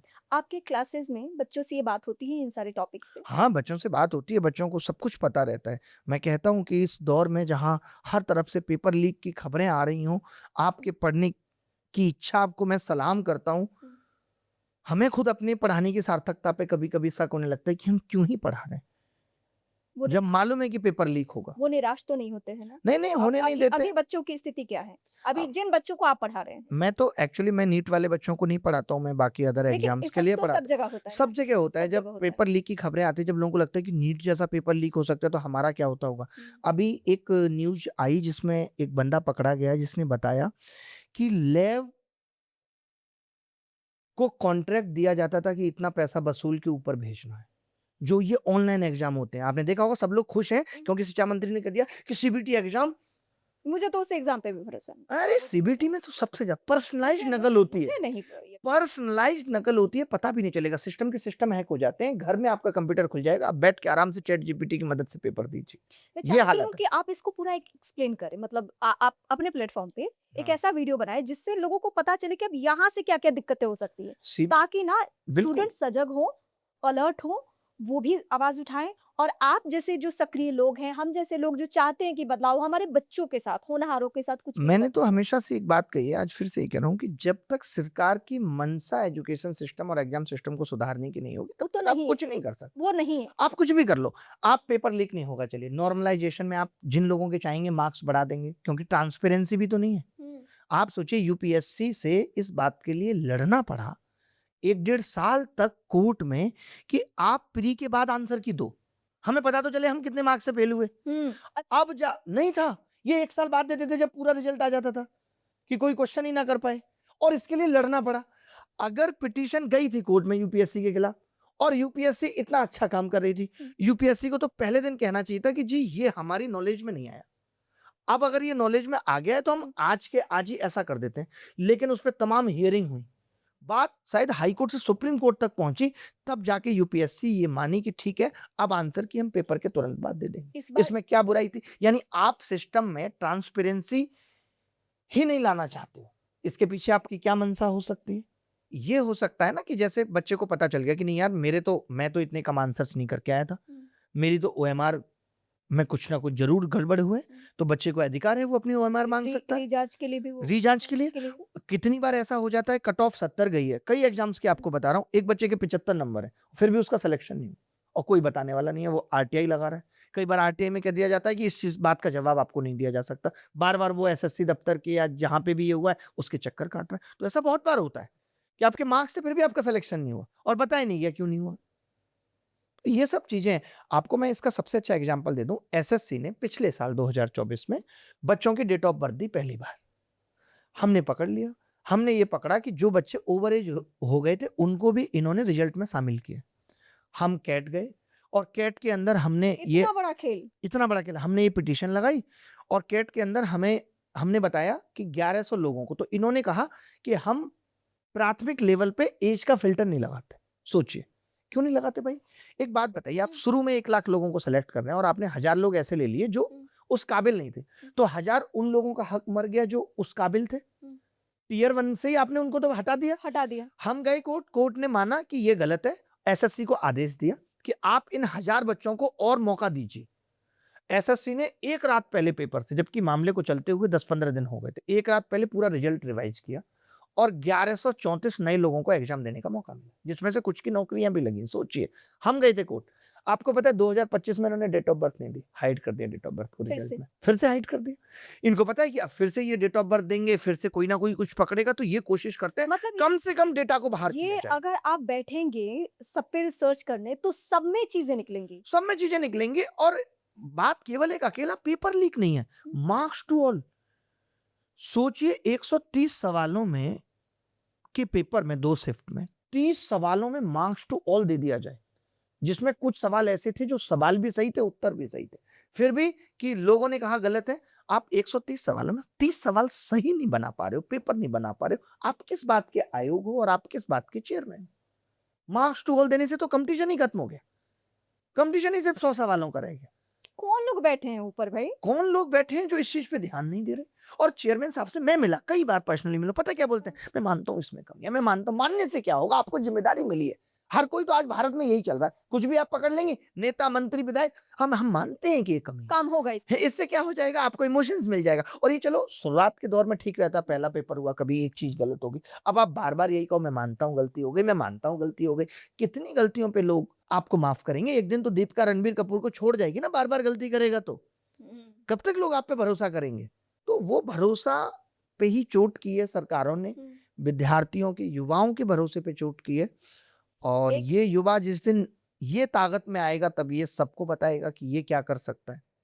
एक आंकड़ा जिसके बारे में ऐसा बताया कभी तो जाता है, इसको भी सत्ता मिलेगी। हाँ जी। हाँ बिल्कुल, तकरीबन 7 करोड़ बच्चे सरकारी नौकरियों के लिए आवेदन देते हैं या एग्ज़ाम देते हैं, भर्तियों के लिए ट्राई करते हैं और सिर्फ़ 1000 तकरीबन, ये भी एग्ज़ैक्ट डेटा है ऐसा, कि इतने की ही नौकरी लगती। ये सरकारी नौकरी का क्रेज़ क्या है और हमारे बच्चों को किस तरीके से वर्क करना चाहिए कि इतने जो बच्चे रात-दिन मेहनत कर रहे हैं और सिर्फ़ इतने ही लोग नौकरी उन्हें बिल्कुल, मिल पा बिल्कुल रही है, तो सही उन्हें बात और है। कुछ क्या-क्या करना और चाहिए? कुछ क्या वही क्या मैं कह रहा हूँ। सिर्फ़ एक एग्ज़ाम की तैयारी करें या मल्टीपल एग्ज़ाम्स की तैयारी करें? कैसे करें? आज के दौर में तो आपको मल्टीपल एग्जाम्स की तैयारी करनी पड़ेगी और प्रॉब्लम ये है कि आज जो आप करके आ रहे हो, जो भी डिग्री आप लेके आ रहे हो, उसकी वैल्यू नहीं है तो आपको प्राइवेट में भी कोई अपॉर्च्युनिटी नहीं मिलती। हुँ, अब नहीं मिलती तो आपके पास एक सरकारी नौकरी ऑप्शन रह जाता है जहाँ आपके पिताजी किसानी कर रहे हैं दूसरे की ज़मीन पे। हुँ, आप करोगे क्या? तो हुँ। आपको लगता है सरकारी नौकरी की तैयारी कर लो। सरकारी नौकरियों की तैयारी का आज का दौर है कि कॉम्पिटिशन इतना हाई कि आपको 90-95% नंबर लाने हैं। ये हालत है कि तब कहीं जाके आप उस सिस्टम में आ पाओगे। तो ऐसा नहीं कि पढ़ने वालों की नौकरी नहीं लग रही है, बहुत अच्छे बच्चे जो हैं उनकी नौकरी लग रही है। लेकिन दुःख अभी भी इस बात का है कि रेलवे ठीक टाइम पे भर्तियाँ नहीं निकाल रहा, जो कि एक सबसे बड़ा भर्ती कराने वाला बोर्ड माना जाता था। रेल मंत्री को रील से फुर्सत नहीं। एक स्टूडेंट से मैंने कहा कि मैं आपका पॉडकास्ट करने जा रही हूँ, वो सवाल कोई पूछना चाहता। उसने यही सवाल पूछा बताइए कि कि भर्ती बच्चा होने के भर्ती बावजूद मैं वही हमें देखिए क्यों जब नहीं तक मौका मिल रहा है? प्राइवेट में अपॉर्चुनिटी नहीं आएँगी, नई इंडस्ट्री नहीं लगेंगी भारत के अंदर, तब तक गवर्नमेंट में इसी तरीके से अपॉर्चुनिटी कम होती जाएँगी और दूसरा इसका सबसे बड़ा हुँ, कारण है कि सरकार आज आउटसोर्सिंग पे इतना ज़्यादा डिपेंड हो गई है क्योंकि सरकारी खजाने में ये फ्रीबीज़ बाँट-बाँट के पैसा नहीं बचा कि सरकार सरकारी लोगों को नौकरी पे रख पाए। तो वो प्राइवेट पे लोगों की मजबूरी का फ़ायदा उठाते हुए 20-20 हज़ार में लोग रख रही है। जिनकी कोई अकाउंटेबिलिटी सिस्टम के लिए नहीं है, इसीलिए सिस्टम इतना कमज़ोर होता जा रहा है। बच्चों का स्मार्ट मूव क्या हो फिर? वो मतलब 12वीं के बाद या 10th के बाद वो कैसे तैयारी करें कि वो फिर इस जाल में ना फँसे? जिस जाल से हम बच्चों को निकालना चाहते हैं और उनके लिए आवाज़ उठा रहे हैं। नहीं, हम लेकिन ये ऐसा कितना देखिए सड़ा अब हम हुआ ऐसा नहीं सिस्टम कह है। सकते कि सरकार सरकारी नौकरियाँ नहीं निकालेगी तो आप सरकारी नौकरी छोड़ दीजिए। हर बच्चा तो यहाँ पे स्टार्टअप नहीं कर पाएगा, हुँ, हुँ, हुँ। हैं कि चाय नहीं, वो पकौड़ा हर उसकी बच्चा जी, प्लानिंग कैसी हो कि अगर उसको वहाँ फेल्योर भी मिले, तो वो जी, कुछ और कर पाए? बिल्कुल, बिल्कुल नहीं तैयारी उसको एक तो सही वक़्त पे शुरू कर देनी चाहिए, 12वीं के बाद ही वो अपना देखता रहे हुँ, हुँ। क्योंकि बहुत सारे अलग-अलग लेवल्स पे जॉब आती हैं, 12th के बाद भी हुँ, आती हुँ। हैं और जहाँ भी मौका मिले तो घुस जाए, काम करने की आदत डाले। हुँ। प्राइवेट में जगह मिल रही है तो वहाँ पे काम करें, क्योंकि आप जब काम करना सीखेंगे, आपके अंदर टैलेंट आएगा तो ऐसा नहीं कि आप कुछ नहीं कर पाएँगे, आप अपनी लाइफ में कुछ ना कुछ अच्छा ज़रूर कर लेंगे और किया है लोगों ने। हुँ। तो हिम्मत हारने से नहीं बात बनेगी। अगर आप सरकारी नौकरी की भी तैयारी कर रहे हैं, तो आप अगर उस चीज़ में कूद रहे हैं, तो आपको ये भरोसा खुद पे होना चाहिए कि मैं उन लोगों से भी कम्पीट कर दूँगा जो पेपर खरीद के लेके आए हों। मार्केट में बिज़नेस कैसे एस्टैब्लिश है कोचिंग को लेकर, ये पहले ही आप ज़िक्र कर चुके हैं। लेकिन ये बच्चे अगर किसी नए कोचिंग संस्थान में पहुँच रहे हैं और उन्हें इन सारे भ्रम में नहीं फँसना है या उन्हें समझ में आ जाए कि हाँ, यहाँ पे कुछ चीज़ें तो बेची जा रही है मतलब ख़्वाब बेचे जा रहे हैं, हाँ, गरीबी बेचे जा बेची रहे जा हैं, रही है। गरीबी बेची जा रही है। हाँ, जैसे तो प्रधानमंत्री जी उससे वो बेरोज़गारी बच जाएँ। खत्म करने की जब हुँ, बात करते हैं, तो वो रोज़गार के सपने बेच के वोट खरीदने की बात करते हैं। उसी हुँ, तरीके से कोचिंग्स भी कर रहे हैं। हुँ। कोचिंग्स के इस जाल में ना फँसें कि हम बहुत सस्ता पढ़ा रहे हैं। इस सस्ते के चक्कर में आप ये भूल जाते हैं, ये डिसाइड नहीं कर पाते कि आपको करना क्या है। आपने नहीं देखा था कि मॉल में मैं नाम जाते थे कपड़े लेने, मैं तो नाम कपड़े लेके पहले आ जाते थे दुकान से। अब जब मॉल में जाते हैं तो क्या होता है कि वहाँ इतने भ्रामक विज्ञापन, इतने % डिस्काउंट, इतने की शॉपिंग करेंगे तो ट्रॉली इस चक्कर में हम ज़्यादा लेके चले आते हैं और फिर घर पे आके पछता रहे होते हैं। कि तो हमने ये सेम क्यों ले लिया? हाँ, तो सेम वही चीज़ है कि कोचिंग के सस्ते कोर्सेज़, सस्ते भ्रामक इन विज्ञापनों से आपको बचना पड़ेगा। आपको अपनी डिसीज़न मेकिंग को इतना स्ट्रॉन्ग बनाना पड़ेगा कि आपको किससे पढ़ना है, नहीं पढ़ना है। आपने जैसे कहा ज़िक्र किया कि मैंने आपका राज समानी का पॉडकास्ट देखा, उस पॉडकास्ट में मैंने ये ज़िक्र किया था हुँ। कि एजुकेशन में डिस्काउंट नहीं होना चाहिए। तब की बात है ये, तब मैंने कहा हुँ, था। हुँ, हुँ, हुँ। मुझे अभी भी याद है कि 2016 में जब ये मोदी जी का इंटरव्यू आया था पकौड़े वाला, तब मैंने बेरोज़गारी पे बात की थी। हुँ। और जब ये दोबारा चुनाव हुए और सब नेताओं ने अपने नाम के आगे चौकीदार लगाया, तब मेरा वीडियो आया था कि ये सिर्फ़ इमोशंस बेचने और खरीदने की बात हो रही है, ये चौकीदार 1 डेढ़ महीने बाद हट जाएगा, इस उसमें मत आइएगा। हुँ।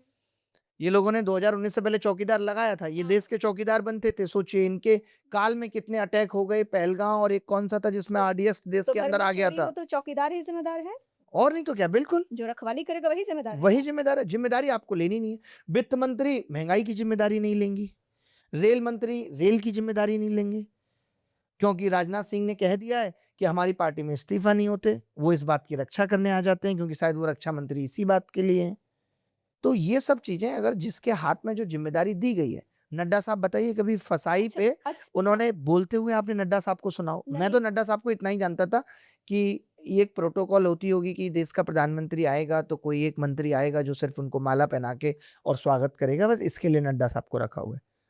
आज फसाई नकेल कस पा रही है, सब कुछ नकली बिक रहा है जहाँ। फसाई के थ्रू एक भी वीडियो नहीं आता है सोशल मीडिया के थ्रू जो जागरूक लोग हैं वही कुछ कुछ ट्विटर हैंडल है और कुछ बंद नहीं होता। अमूल दूध के वीडियो आ गए लेकिन अमूल दूध बंद नहीं होगा। नहीं किसी और दूध के वीडियो आ गए तो बंद कोई नहीं होगा, एक्शन यहाँ नहीं कुछ कोई एक्शन नहीं एक्शन होगा।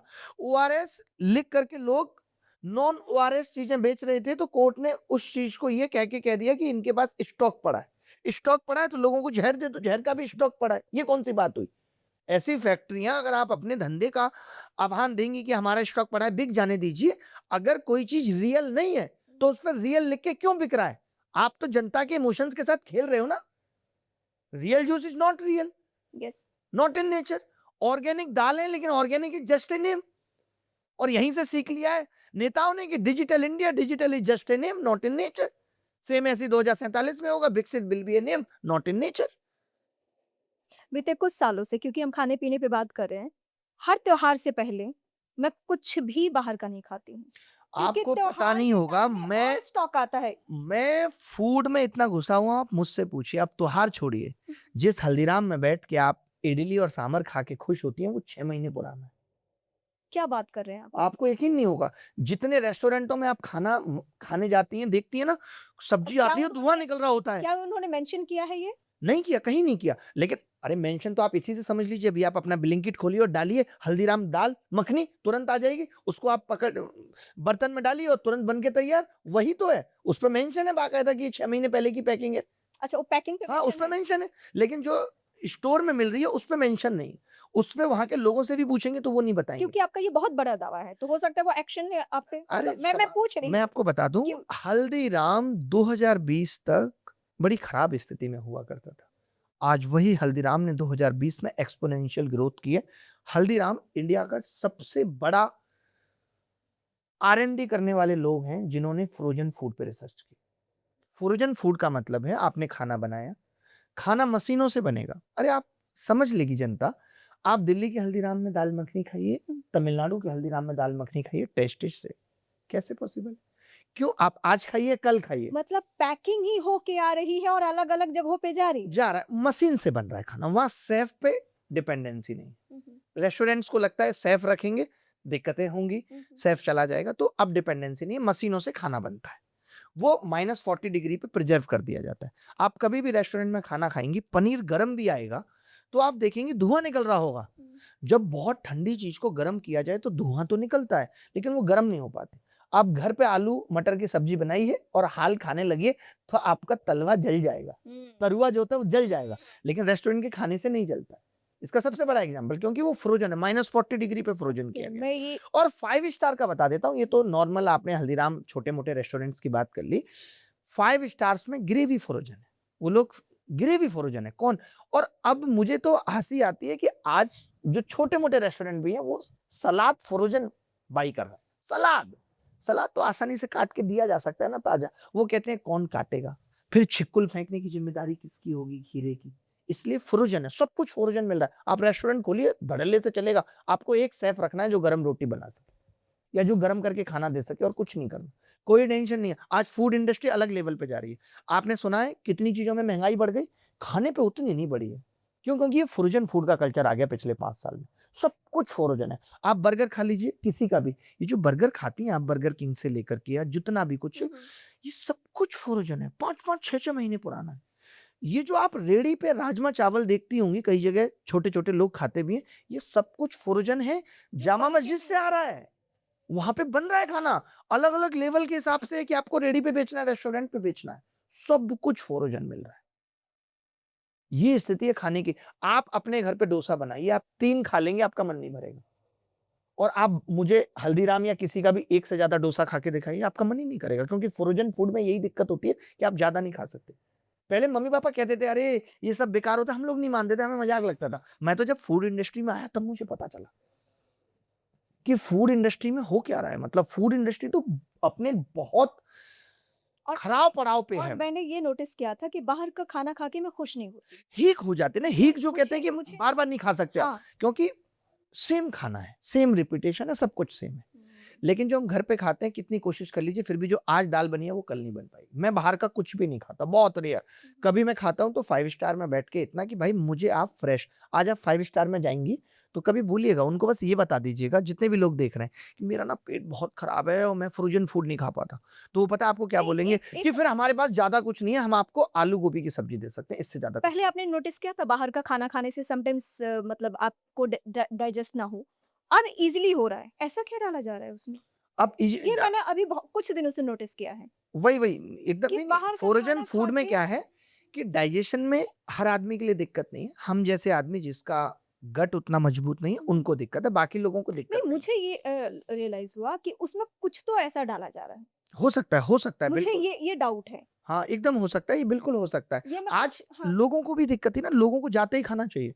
आप बताओ क्या जितनी जल्दी रेस्टोरेंट में बैठ के खाना आ जाता है, क्या संभव है उतनी देर में नए बनना? घर में नहीं बन पाएगा। सवाल ही नहीं उठता। वो इसलिए वो बन के आ इतनी देर जाता में है, प्रोसेस ग्रेवी फ्रोजन है, 2 मिनट में बस गरम करना है, मिलाना है, पनीर डालना है, बात खत्म। तुरंत खाना आ जाता है, आप खुश हो जाते हैं। फिर हम क्या करें, जीना छोड़ दें? वही, तो पढ़ाई में मिलावट, खाने में मिलावट। हर चीज में मिलावट है। मतलब ये कितने दुख की बात है कि लोगों को नहीं पता है।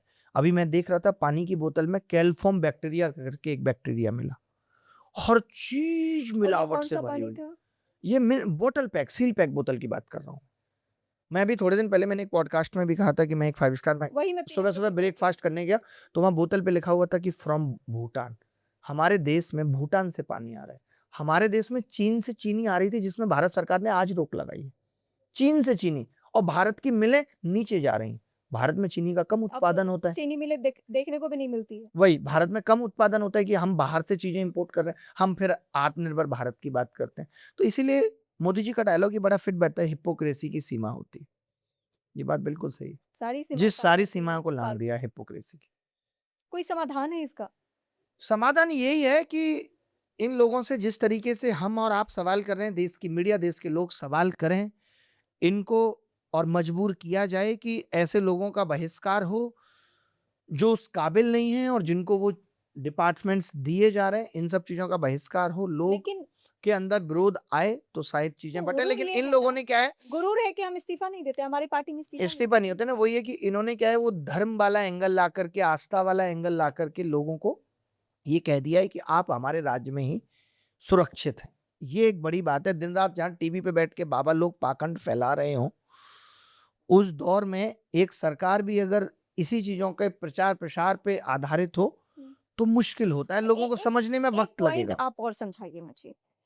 यूथ्स को मैं हमेशा देखती हूँ सोशल मीडिया पे, अभी राघव चड्ढा उसके सबसे बड़े उदाहरण हैं कि जी, राघव चड्ढा ने जैसे ही पाला बदला, जैसे उनका मूड चेंज हुआ, वैसे यूथ ने उनसे किनारा करना शुरू कर कर दिया। दिया। मतलब वो ये अच्छी चीज थी। भारत के पहले राजनेता हैं, 24 घंटे के अंदर 24 लाख से ज्यादा लोगों ने अनफॉलो किया, जिसमें हमारे यंगस्टर्स थे। अगर यूथ हमारा जो वोट देता है, जिसकी आबादी बहुत ज्यादा है, बिल्कुल। उसके भी मतलब इनको नहीं पसंद करने का कोई असर नहीं होता, किसी राज्य में नहीं, कहीं चाहे बंगाल जाइए, बिहार जाइए, आप बताइए ना, यहाँ जाइए, अगर यूथ तो ये इनको कैसे? इसी तरीके से अनफॉलो करता रहा तो क्या इज्जत होगी? राघव चड्ढा को बीजेपी इज्जत थोड़ी देगी फिर। वो तो इसी बात की इज्जत थी कि आपको लोग बड़ा प्यार करते हैं, आप इंस्टाग्राम के जो है हीरो हैं। इसी बात की तो आजादी थी। पीआर करके आपने बहुत बड़ा एक बेस हासिल कर लिया है। लेकिन अगर लोग अनफॉलो करेंगे, लोग अपना गुस्सा दिखाएंगे, तो इनको समझ में आना चाहिए। भाई साहब नीट के मुद्दे पे नहीं बोले, बहुत हैरानी की बात, बहुत हैरानी की बात थी। खुलकर कहती हूँ जो आपके आदमी सामने। समोसे पे बात कर रहा था, जो आदमी एयरपोर्ट मैं पे समोसे से ज्यादा मैं खुद बहुत प्रभावित थी, मैं अपनी बात कन्फेस कर रही हूँ। मैं तो नहीं था एकदम। मैं आप नहीं नकली को पकड़ नहीं पाती नहीं हैं। नहीं नहीं मैं इसलिए बोली थी, मुझे अच्छा लग रहा था कि जैसे भी हो, मुझे ये भी समझ में आ रहा था कि पीआर एंड रिले कटना वो सब समझ में आ रहा था। समझ आ रहा था। लेकिन मुझे लगा कि चलो इन चंद लोगों के बीच में कोई एक तो बोल रहा है, मुझे बस इतनी सी खुशी लेकिन थी। मुझे तो उस वक्त लेकिन ये थी कि नीट आप जैसे मुद्दे जिस पे नहीं देश बोल में रहे। आप एयरपोर्ट पे समोसे की बात कर रहे हो, उस देश में आपको रेलवे स्टेशन के हालात पे पहले बात करनी चाहिए। आपको एम्स में जो 3 बजे से सुबह लंबी लाइन लग रही है, उस पे पहले बात करनी चाहिए। आपको मुद्दों को प्रायोरिटाइज तो करना पड़ेगा। जो आदमी एयरपोर्ट तक पहुंच गया, उसको 10 का समोसा 15 में मिलेगा, ये बड़ी बात नहीं है। जो एयरपोर्ट तक का सफर तय कर गया। लेकिन जो आदमी जर्नल की बुग्गी में ठूस ठूस के भर भर के पेपर सेंटर तक पहुंच रहा है और 3 मिनट लेट हो जाए उसको एंट्री नहीं मिलती, उस मुद्दे पे कौन बात करेगा साहब? मैं नहीं मानता कि एयरपोर्ट का समोसा जनता का मुद्दा था। वो नहीं है, वो सब बड़े लोगों का मुद्दा है जो एयरपोर्ट तक पहुंच रहे। जनरल बोगी की बात कौन करेगा? वेबसाइट आईआरसीटी की पिछले 10 साल में हर दिन क्रैश होती है, तत्काल में लोगों को टिकट नहीं मिल पाता है, उसकी बात कौन करेगा? रेल बढ़ाने की बात कौन करेगा? जिस देश में आप बुलेट ट्रेन के सपने देख रहे हो वहां बैक टू बैक रेल के एक्सीडेंट हो रहे हैं, उसकी बात कौन करेगा? आज भी सडन किसी को कहीं सफर करना है, हम्म, फ्लाइट टिकट वो ले नहीं सकता, हम्म। क्योंकि सडन आपको भी पता है कि क्या प्राइस हुआ होगा, और ट्रेन जी का टिकट अवेलेबल नहीं। जी ये आज की स्थिति है। वही तभी आपने जैसे आपने राघव की बात की ना, तो ये मुझे बड़ी हैरानी हुई कि आप वहां चर्चा कर रहे हैं 30 दिन का रिचार्ज 28 दिन, मैं इससे बड़े बड़े मुद्दे देश के राघव को अंदर है। बस इस बात को लिए कंसिडर कर रही थी कि जहां कोई नहीं बोल रहा है वहां कोई कुछ तो बोल रहा है। कुछ तो बोल रहा है, बस इतनी बिल्कुल सी बात उतनी तो बात थी एकदम। कि कोई कुछ नहीं बोल रहा है। हम हमसे जुड़े, पब्लिक से जुड़े कोई भी मुद्दा हो, चाहे एयरपोर्ट से जुड़ा हुआ हो या रेलवे स्टेशन से, कोई बोल ही नहीं रहा। देश के कृषि मंत्री इस बार संसद में खड़े होकर कह रहे हैं, आप किसानों की स्थिति से वाकिफ हैं, आप वाकिफ हैं, ग्रामीण बिल्कुल। इलाके से अभी आते हैं, आपको भी स्थिति पता है वहाँ जी की। जी और वो कहते हैं कि 20 गुनी उनकी आय बढ़ चुकी है। आय बढ़ चुकी है, आप बताओ। बताइए क्या किसानों की स्थिति ये है? और अरे, अगर ऐसा है तो हम तो देश के अंदर नहीं, इतने नहीं, किसान आत्महत्या कर रहे हम होते। किसान निधि फिर क्यों दे रहे हैं बिल्कुल, जब ये ऑलरेडी वो इतने वो सक्षम है? एकदम उन्होंने बड़ा खराब बयान दिया था और कुछ बोला भी था कि प्रधानमंत्री जी के बारे में भी कुछ कहा था, मैं भूल गया हूं।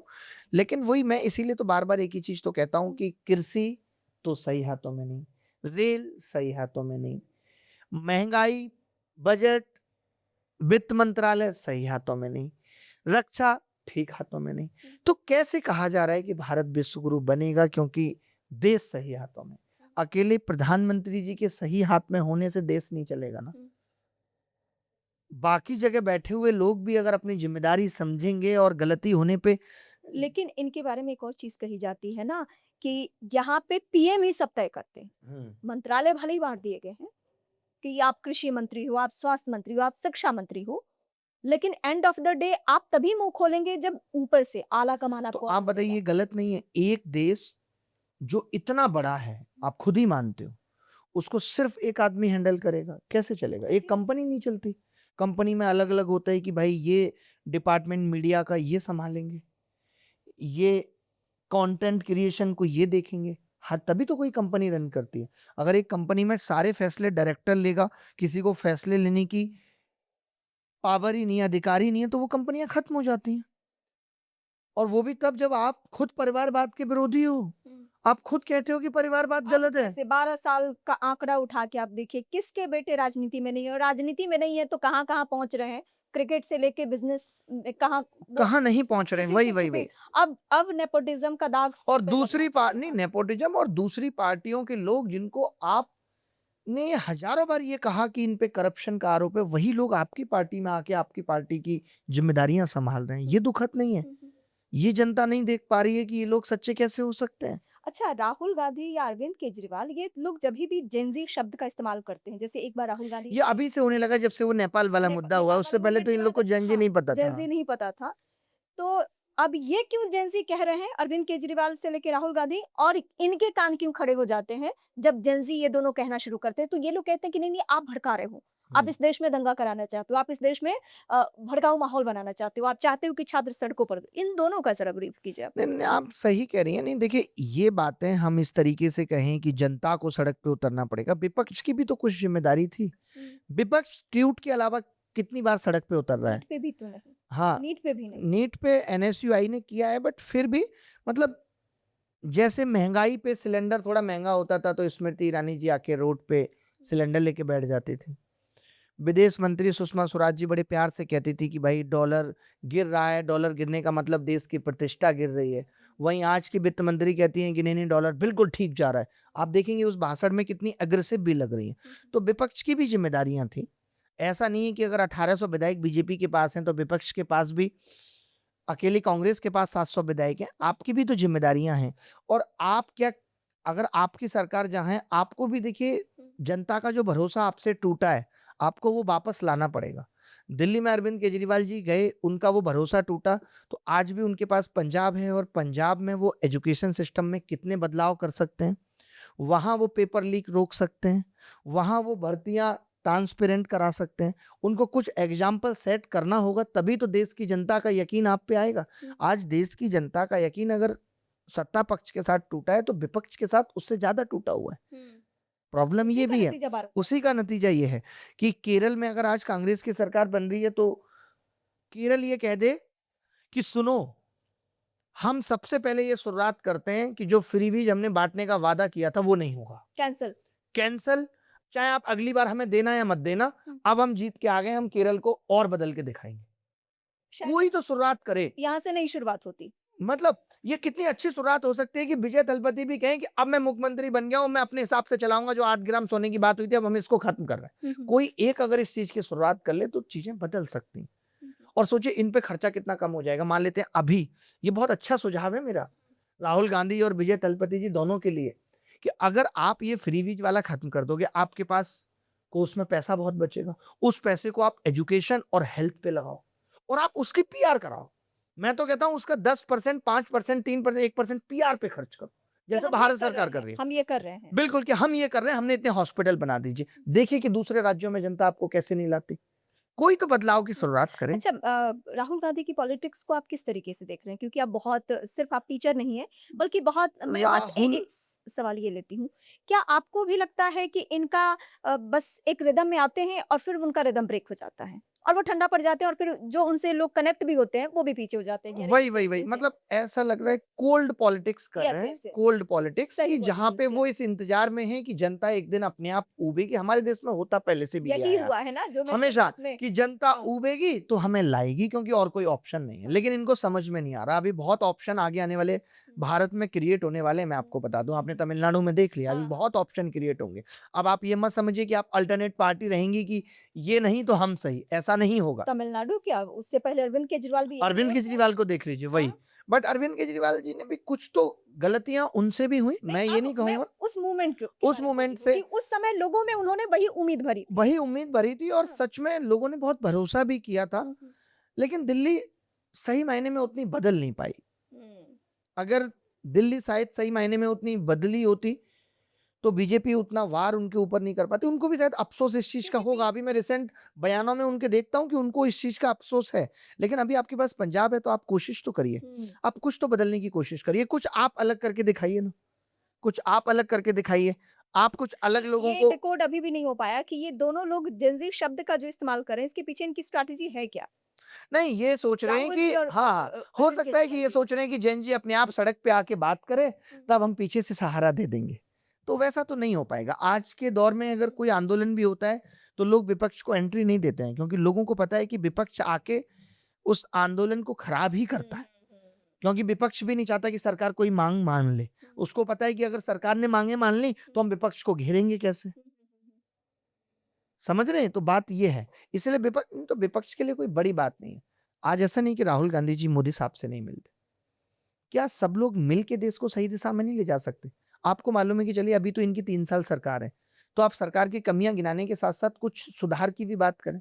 जैसे आप राघव चड्ढा का एग्जाम्पल अगर ले लें, तो राघव चड्ढा ने चलिए कोशिश की, कुछ हुआ, तो कुछ ऐसी बहुत सारी चीजें तो राहुल गांधी जी के कहने पे भी हो ही सकती हैं। आप जारी करिए कि आज मैं प्रधानमंत्री जी से मिला और मैंने इस मुद्दे पे बात की और उन्होंने मुझे 30 दिन का वक्त दिया है। सार्वजनिक ही आके कहे ना कि आज मैं प्रधानमंत्री से नीट केस पे ही मिलना चाहता हूँ, बस वही मैं कह रहा हूँ। ये छात्रों के से भविष्य से जुड़ा हुआ मामला है और गंभीर मामला है। या मैं शिक्षा मंत्री से मिलना चाहता हूँ। हम भी तो जाने कि राहुल गांधी ये कोशिश कर रहे हैं। हाँ, क्योंकि आप अगर विपक्ष के नेता हैं, लेकिन वही है कि थोड़ा सा ना मीडिया ने भी विपक्ष को एज ए दुश्मन जो दिखा दिया है।